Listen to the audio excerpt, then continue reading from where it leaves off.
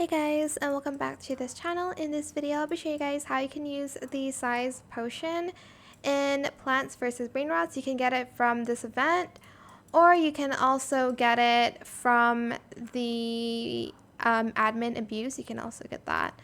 So to use it, I think you're supposed to put it on seeds or grown plants. I actually have no idea, so we're going to find out together. So if I get this wrong, I can do it again, obviously, from the event. But I'm just going to get the potion here. It's called the size potion, and I'm just going to put it to the seed. I think it works on the seed, actually. So I'm just going to place it there, and hopefully my plants grow super big. Oh, too many plants. Let me pick this up first. And let me see if I can plant another one here. Okay, yeah, so you are going to apply it to the seed, like to the ground.